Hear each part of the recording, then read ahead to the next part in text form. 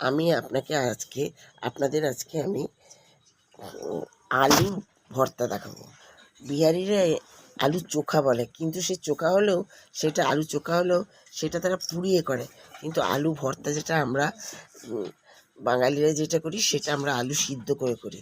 আচ্ছা ঠিক আছে, এই আলু ভর্তার মধ্যে কি লাগবে? আলুগুলো সিদ্ধ করেছি, শুকনো লঙ্কা ভাজবো, নুন, তারপরে জিরা দেবো, জিরা তেলের মধ্যে ভাজবো, আর পেঁয়াজ দুটো নিচে, দুটো পেঁয়াজ ভাজবো, ভেজে এই আলু সিদ্ধটাকে মাখবো। ঠিক আছে, এবার এই শুকনো লঙ্কা দুটোকে আগে ভেজে নিয়ে ওটা নুনের মধ্যে দিয়ে ভাজবো, নুনের মধ্যে দিয়ে গুঁড়া করবো। তাহলে নুনের মধ্যে দিয়ে গুঁড়া করলে খুব তাড়াতাড়ি গুঁড়া হয়। ভাজা হয়ে যাচ্ছে শুকনো লঙ্কা দুটো।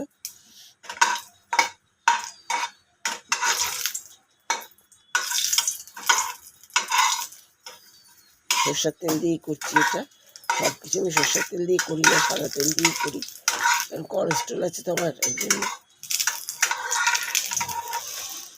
আচ্ছা,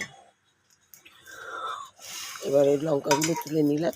এবার আমি এর মধ্যে জিরাটা দিয়ে দেবো, দিয়ে পেঁয়াজ দিয়ে দেবো। জিরাটা দিয়ে দিলাম, জিরাটা ফুটে উঠবার পরে এবার পেঁয়াজ দিয়ে দেবো। পেঁয়াজ কাঁচা লঙ্কা দিয়ে ভালো করে ভাজবো পেঁয়াজটাকে।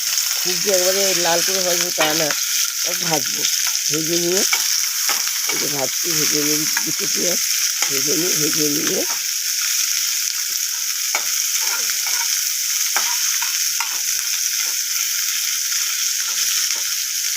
দিচ্ছি।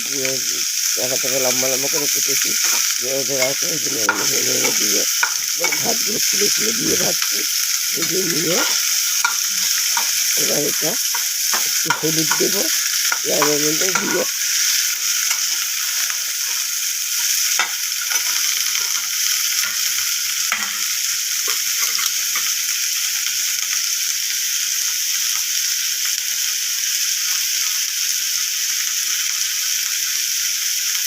একটু হলুদ দেবো, হলুদ দিয়ে নেড়ে নিয়ে আবার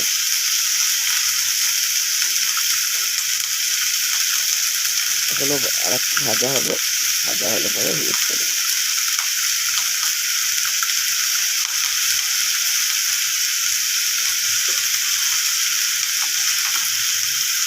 করে দিলাম। এবার আমি ভাজা হয়ে এসছে, আর একটু হবে, বেশি ভাজবো না, নরম হবে, অথচ লাল খুব একটা হবে না। দিয়ে হলুদ দিয়ে দেবো, আর একটু ভেজে নিয়ে হলুদ দিয়ে দেবো।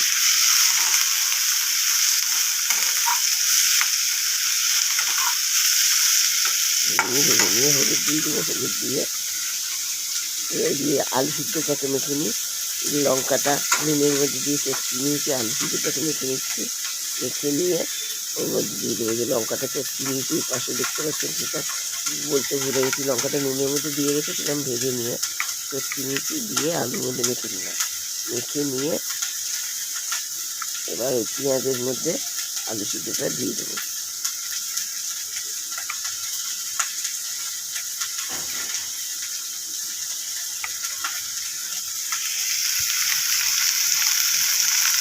এরপরে এর মধ্যে একটু হলুদের গুঁড়া দিয়ে দেবো। যদি আপনাদের এই আলু ভর্তাটা আপনারা ভাত দিয়ে, ডালের সাথে ভাত দিয়ে খেতে পারবেন, পরোটা দিয়ে খেতে পারবেন, রুটি দিয়ে খেতে পারবেন, ইচ্ছা করলে মুড়ি দিয়েও খেতে পারবেন।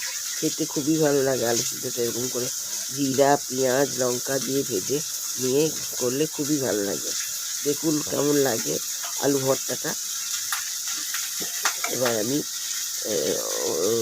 মাখা হয়ে গেছে, লঙ্কাটা দিয়ে চটকে দিচ্ছি, লঙ্কা লবণ দিয়ে একটু হলুদ দিয়ে দিলাম পেঁয়াজের মধ্যে। এবার নেড়ে নিই, কালারটার জন্য হলুদটা একটু দিলাম, হলুদ কালারের জন্য। এবার নেড়ে নিয়ে আলু সিদ্ধটার সাথে মাখা করতে হয়ে গেছে। এবার আলু সিদ্ধটার সাথে মাখা করে দেবো। যদি আপনাদের ভালো লাগে তাহলে আপনারা লাইক করবেন, শেয়ার করবেন, সাবস্ক্রাইব করবেন। দেখুন কেমন লাগে। আমি তো খারাপ খুব একটা রান্না করি না, কিন্তু আপনারা সাবস্ক্রাইব করেন না কেন? এখন হয়তো অনেকে কিন্তু সাবস্ক্রাইব করতে ভুলে যান না, ইচ্ছা করে না, জানি না। কাইন্ডলি সাবস্ক্রাইব করে দেবেন। এবার আলু সিদ্ধটা দিয়ে দিলাম, আলু সিদ্ধটা দিয়ে দিলাম, দিয়ে ওর মধ্যে নেড়ে নিই। পেঁয়াজগুলোর সাথে ভালো করে মাখা করবি। আলু ভর্তা হয়ে গেল। এবার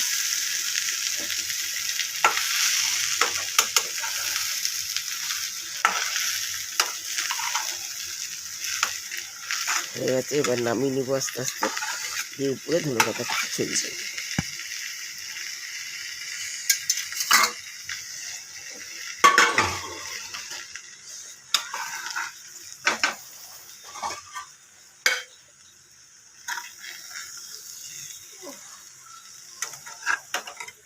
গরম আছে বলে খুব একটা ভালো করে মাখতে পারছি না, যেটুকু মাখছি বাকিটা পরে করে নেবো। হয়ে গেছে আপনার প্রচণ্ড গরম তো আলুটা, আলু ভর্তা হয়ে গেছে। আপনারা এর মধ্যে এর উপরে ধনেপাতা দিয়ে দেবো।